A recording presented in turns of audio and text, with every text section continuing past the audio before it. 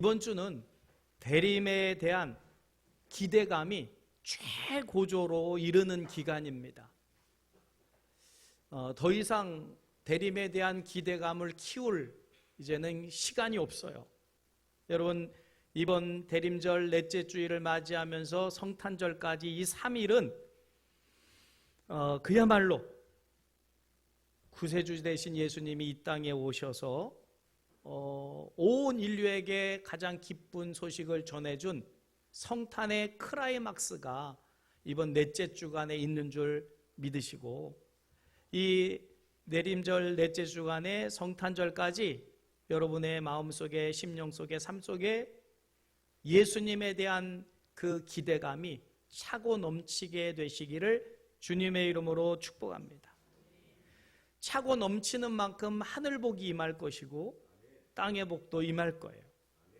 근데 기대감이 넷째 주까지 왔는데도 차지 않는다, 그러면 그만큼 받을 은혜도 적다는 뜻입니다.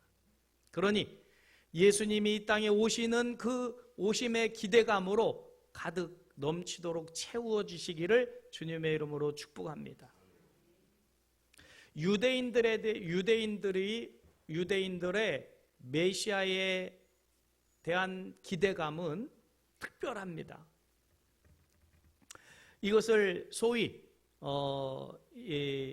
메시아 대망사상이라고 하는데, 이거는 유대인들에게만 있었던 아주 특별한 사상이에요. 그래서 유대인이냐 아니냐를 구별할 수 있는 가장 큰 어떤 특징이라면 메시아 사상입니다. 그러면 이스라엘 백성들이 믿음이 좋아서 아니면 신앙생활을 잘해서일까? 뭐 그럴 수도 있겠지만 대부분은 이스라엘의 역사가 메시아가 이 땅에 오셔야 될 수밖에 없는 그런 역사였기 때문에 그래요. 예를 들어서 애굽에 몇 년을 노예로 있습니까? 430년을. 노예로 있다가 자식을 낳아서요, 자식이 또 노예입니다. 매 맞고 노역하고, 그걸 부모가 봐야 돼요.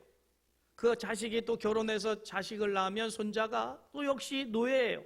매 맞고 노역하고, 그런 세월을 사는 그 이스라엘 백성들에게 있어서 자기 민족을 구원해 주실 메시아, 예언된 메시아에 대한 기대감은 남다른 거지요. 그런데다가 이 로마 시대에는 이스라엘 백성들이 나라를 빼앗기고 역시 어마어마한 학대를 받습니다. 이럴 때에 자신들을 구원해 주실 메시아를 기다리는 것은 당연한 거지요. 예수님이 오셨다가 이제 십자가에 못 박히시고 돌아가신 이후에도 이 독일의 아돌프 히틀러에 의해서 600만이 학살되고 그렇게 모진 고난을 당할 때 그들에게 있어서 재림의 주님에 대한 기대감은 다른 크리스찬들보다 남다를 수밖에 없는 거지요. 그들의 역사가 그래요, 역사가. 자, 여기서 우리는 신앙생활이 뭐며 성경적인 관점에서의 진짜 복이 뭔가를 알 수가 있는데, 우리는 예수 믿고 복 받아서 물질적으로 풍요해지고 건강해지고 잘 먹고 잘 살면 그게 복인 줄 아는데, 그러면 이스라엘 민족은 박복한 민족이에요. 그러면 하나님이 정말 이스라엘 민족을 박복하게 만들었냐? 아닙니다. 여러분, 세상적으로 물질적으로 풍요해서 세상적인 재미 즐기면서 사는 것을 복이라고 생각한다면 겉으로 볼 땐 복일 수 있지만 이런 즐거움 누리다가 신앙적으로 등한시하게 되고 하나님을 멀리한다면 이건 진짜 복이 아닌 거죠. 이스라엘 백성들은 고난을 당하면서 자신들을 구원할 메시아를 대망하면서 오히려 고난 속에 그들은 하나님을 사모하게 되죠. 이게 성경적으로 복이라고 말씀해요. 시편 119편 71절에 보면 이렇게 말씀하시죠. 고난당하는 것이 내게 유익이라. 이로 말미암아 내가 주의 율례들을 배우게 되었나이다. 같이 읽어볼까요? 고난당하는 것이 내게 유익이라. 이로 말미암아 내가 주의 율례들을 배우게 되었나이다. 풍요로워져서 주의 율례를 잃어버리면 복이 아니에요. 이스라엘 백성들이 복된 민족인 것은 물론 육체적으로는 고난을 당하지만 그 고난을 통해서 주의 율례를 깨닫게 되고 주님을 바라보게 되니까 이스라엘 민족은 복받은 민족이라는 거예요. 이게 성경적인 관점인 줄 믿으시길 바랍니다. 민족의 역사뿐만 아닙니다. 개인적인 삶도 그래요.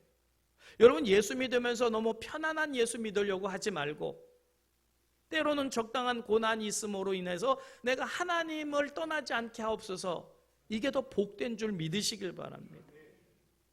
그런 관점에서 보면 오늘 본문에 나타나는 안나, 결혼한 지 7년 만에 과부가 됩니다. 사실은 세상적인 기준으로 보면 박복한 여인이지요. 또한 자녀에 대한 이야기가 없는 것으로 보아서 7년 결혼 생활에 자녀가 없었어요. 소위 안나는 기대고 의지할 가족이 없습니다. 자, 그렇게 세월이 흘러서 84세의 할머니가 되었다. 이게 안나의 인생입니다.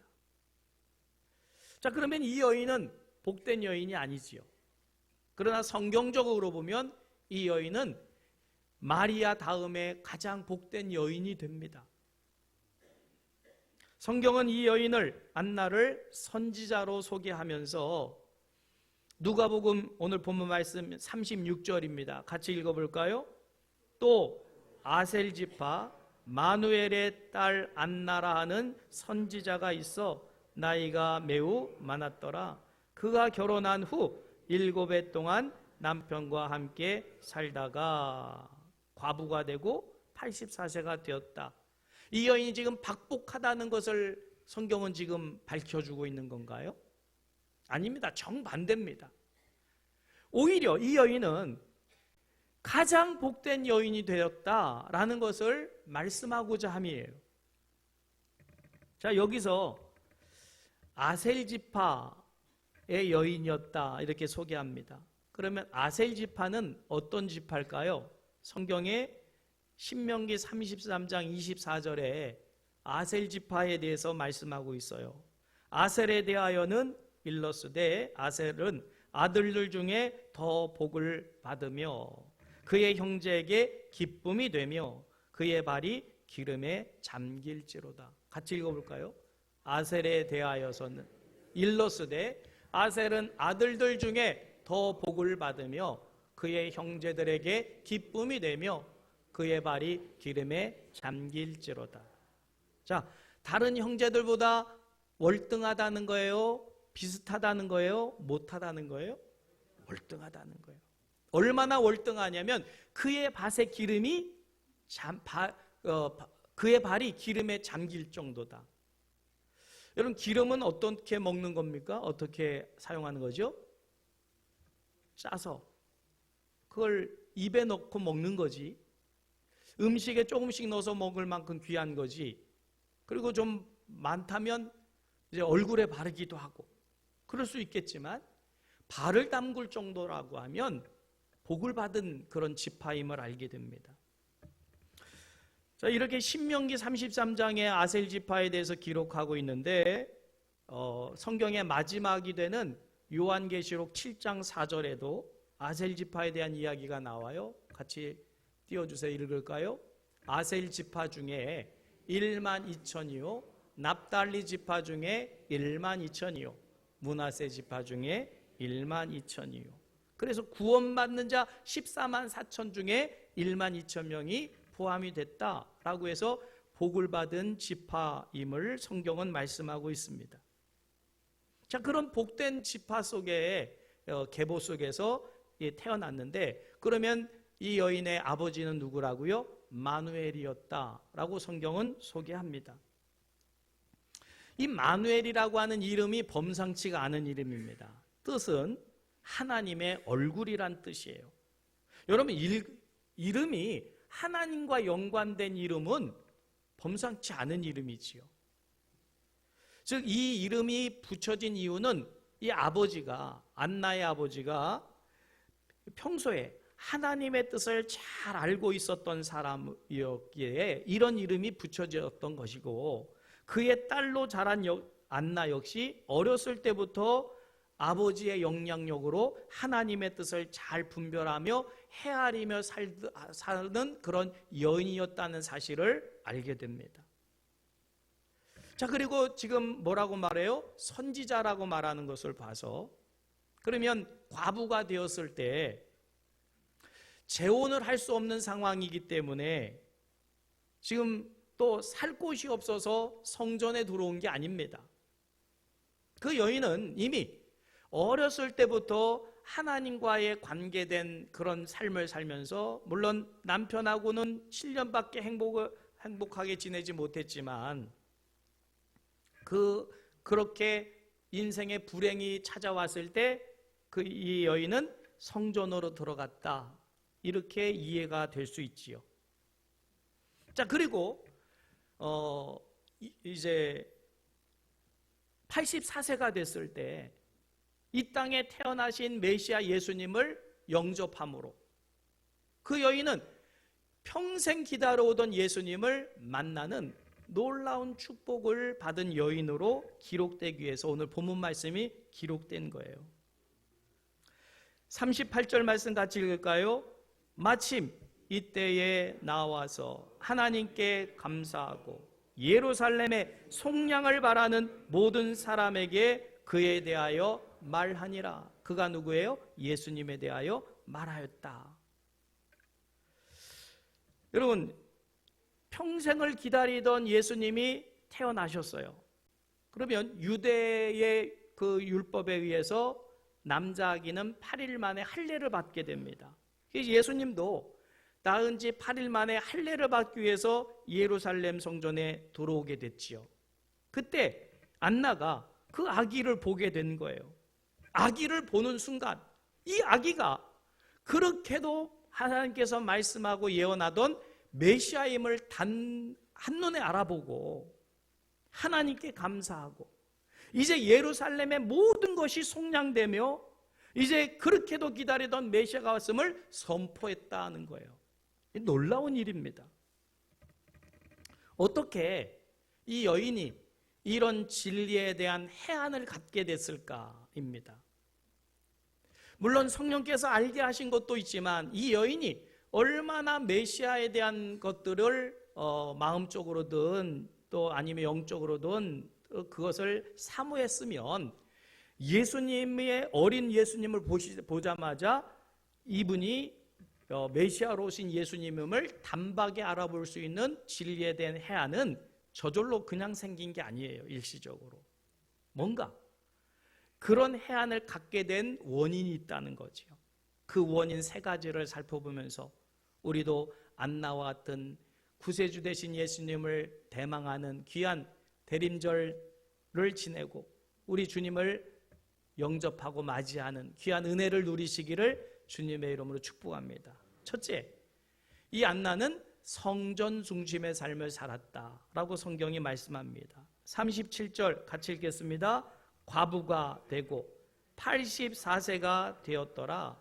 이 사람이 성전을 떠나지 아니하고 주야로 금식하며 기도함으로 섬기더니. 아멘. 이 당시의 여인들은 14살에서 16이면 시집을 갔습니다. 우리나라도 예전에는 일찍 결혼하지 않습니까? 지금이야 뭐 30이 넘어도 갈 생각도 안 하는 세상이 됐지만, 자, 그러면 14살에서 16살 정도면 결혼을 해요. 그래서 7년을 살았어요. 그래봐야 21살에서 23살밖에 안 됩니다. 제가 계산을 잘못했나요? 그 정도면 아주 젊은 여인이에요. 그러면 얼마든지 재혼할 수 있습니다. 그리고 뭐 갈 곳이 없어서 성전에 갔겠어요? 뭘 해도 하지? 그런데 이 여인은 성전으로 갔다. 그리고 성전에서 떠나지 않았다. 할 일이 없어서가 아니고 갈 데가 없어서도 아니고, 왜 그러면 이 여인이 성전에 들어갔을까? 그 이유는 단 한 가지입니다. 하나님의 은혜를 아니까 성전에 들어가 살게 된 거지, 하나님의 은혜를 몰랐다면 성전에 들어갈 이유가 없습니다. 찬송가 94장 찬송의 가사를 보면 세상 즐거움 다 버리고 세상 자랑 다 버렸네. 주 예수보다도 귀한 것은 없네. 예수밖에는 없네. 하나님의 은혜를 모르는 사람이 이 찬양 부를 수 있을까요? 하나님의 은혜를 아는 사람만 세상 즐거움 버릴 수 있어요. 하나님의 은혜를 아는 사람만 세상 자랑 다 버릴 수 있는 거지, 하나님의 은혜를 모르는데 세상 자랑, 세상의 즐거움 버릴 수 있나요? 여전히 세상 쫓아다니기 바쁘지요.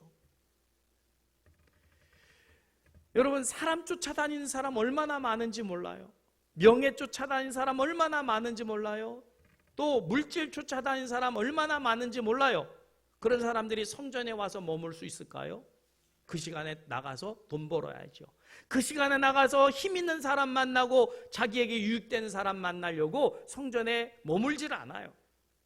하나님의 은혜를 모르면 성전에 이렇게 오랫동안 머물 수가 없어요.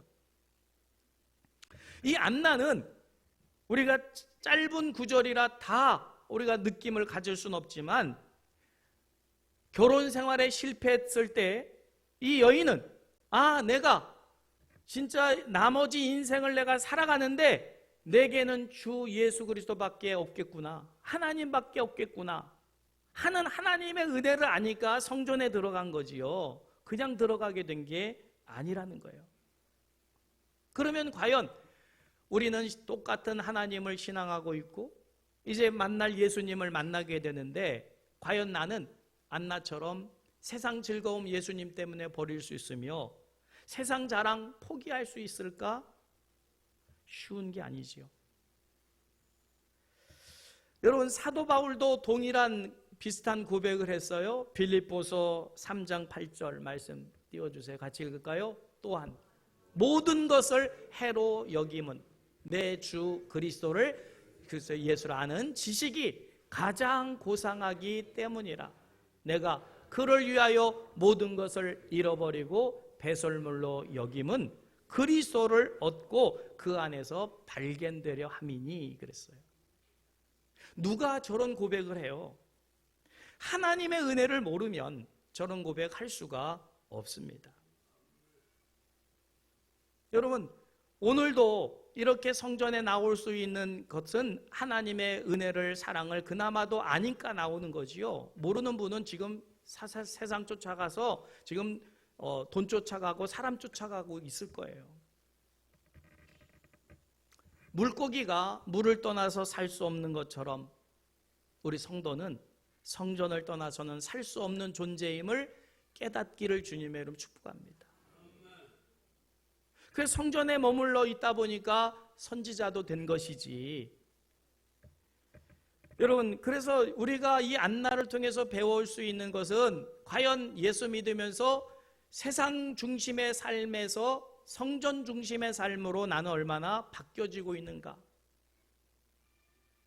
직장 가기 전, 학교 가기 전 성전에 들렸다 가고, 또 퇴근하고 또 하교하면서 성전 들렸다 가고 할 만큼 성전을 사모하는지 살펴보시기를 주님의 이름으로 축복합니다. 그렇게 성전을 사모하니까 이 성전에서 받은 은혜가 남달리 커서 이런 영적인 진리에 대한 해안을 갖게 되는 거지 저절로 갖게 된 게 아닙니다. 고라 자손의 시인 시편 84편 4절 말씀에 이런 고백이 있어요. 같이 읽을까요? 주의 집에 사는 자들은 복이 있나니 그들이 항상 주를 찬송하리라.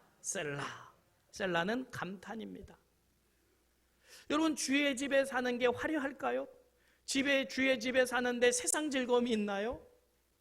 근데 뭐라고 고백해요? 그게 복이다.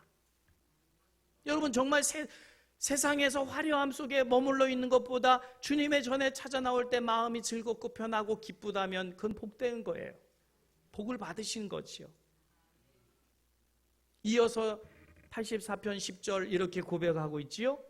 주의 궁전에서의 한날이 다른 곳에서의 첫날보다 나은즉 악인의 장막에 사는 것보다 내 하나님의 성전에 문지기로 있는 것이 좋사오니.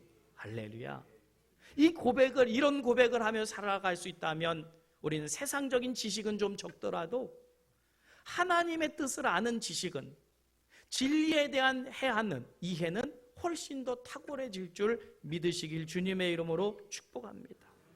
적어도 예수를 믿어가면서 하나님의 뜻을 분별하고 말하는 데에 탁월해야지, 세상적으로 정치적으로 탁월한 지식을 가졌다고 그게 하나님께 영광되질 않잖아요.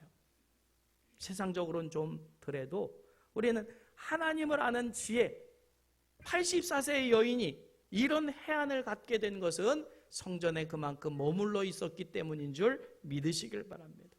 두 번째로, 그러면 성전에 머물러서 뭐 했냐? 말씀해 보니까 주야로 금식하며 기도했다. 여러분, 그럼 도대체 무슨 기도를 이렇게 60여 년을 했을까? 대부분 우리가 기도를 한다고 하면 자기 문제, 아니면 자식들의 어떤 합격이라든지 직장 이런 문제가 있을 때 열심히 기도하는 분들이 많아요. 그러면 안나가 자기 문제를 위해서 60년을 기도했을까요? 21살에서 23살 때 과부가 돼서 84세가 됐으면 거의 60년, 3, 4년입니다. 계속해서 무슨 기도를 했냐라고 하는 거예요. 여러분, 이건 자기의 기도가 아닙니다. 나라와 민족을 위한 하나님께서 그 예언하신 메시아에 대한 기도를 했던 거예요. 자, 성경에 보면요, 구약에 선지자들마다 이 메시아 예수님의 탄생에 대해서 예언을 하지요. 그래서 예수님이 오시기 전 740년 전에 이 땅에 왔던 이사야 선지자, 예수님에 대하여 많이 예언했고요, 메시아에 대해서. 그리고 또 700년 전에, 예수님 오시기 700년 전에 그 미가 선지자도 또 예수님의 탄생에 대하여, 메시아에 대해서 예언을 했고요. 그렇게 해서 구약에는 456회의 메시아에 대한 예언이 있어요. 마지막 선지자 말라기 선지자 또 메시아에 대한 예언을 한 이후에 400년 동안 예언이 없습니다. 선지자가 안 왔어요. 이걸 종교 암흑 시대라고 그러지요. 이 종교 암흑 시대에 이스라엘 민족은 어떻게 됩니까? 로마의 이제 나라가 망하고 지배를 받게 되면서 이스라엘 백성들은 절망을 합니다. 예언이 있었더라면, 선지자들이 와서 예언이라도 해주면 그거 소망 붙들고 어떻게라도 이겨낼 텐데 아예 예언도 끊어져 버렸어요. 그리고는 나라 잃고 폭정을 당하고 있으니 절망할 수밖에 없는 거지요. 자, 그런데 안나는 달랐습니다. 절망하지 않았습니다. 400년이 지난 그 전에 그 예언의 말씀을 믿고, 선지자들이 지금 이 시대에 와서 전해주지도 않는 예언, 400년 전의 예언을 붙들고 성전에서 매일 금식하며 기도했다는 거예요. 하루 이틀이 아닙니다. 1년 2년이 아닙니다. 60년 이상을 이 헤롯의 압정 속에서 절망하는 이스라엘 백성들을 바라보며 하나님, 빨리 메시아가 와야 됩니다 라고 기도했던 여인이 바로 안나라는 거예요. 여러분, 성경에 보면 슬기로운 5처녀와 미련한 5처녀의 비유가 나오지요. 지혜로운 5처녀는 보라, 신랑이라 맞이하라 할 때 등불에 불을 붙여서 나가서 신랑을 맞이합니다.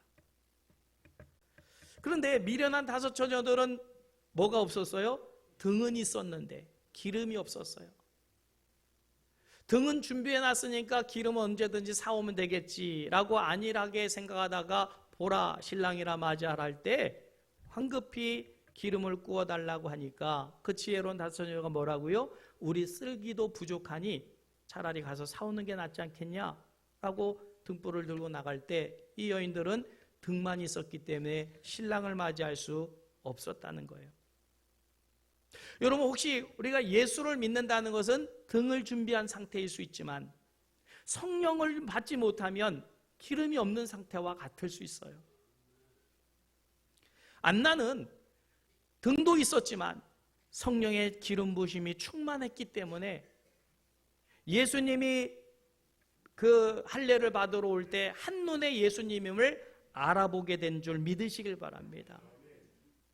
여러분, 우리가 예수를 믿어서 교회를 오래 왔다 갔다 하니까 등은 준비되어 있는지 몰라도 성령의 충만함을 이미 못하면 하나님의 뜻을 몰라요. 언제 올지 모르는 듯이 미련한 다섯 처녀와 같이 그냥 교회만 왔다 갔다 그럴 수밖에 없는 거지요. 대림절 넷째 주가 됐는데도 여전히 기대감에 충만히 채우지 못하는 상태. 그래서 예수님을 영접하는데도 기쁨이 남다르지가 않은 거예요. 기름이 없는 상태와 마찬가지입니다. 여러분, 신부로서 신랑을 맞이하는 것이 가장 큰 기쁨인 줄 믿으시길 바랍니다.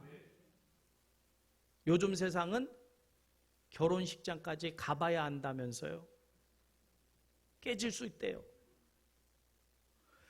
신부로서 신랑을 맞이하는 것만큼 기쁨이 없습니다. 안나는 일평생을 전생의 소망을 예수님께 두었어요. 84년 동안 예수님 오시기만 기다리며 60년 이상을 기도했어요. 흔들리지 않았습니다. 메시아가 오셨어요. 그 예수님을 만날 때 이 안나의 기쁨은 어땠을까요? 가장 큰 기쁨을 누리게 된 여인이 안나인 줄 믿으시길 바랍니다.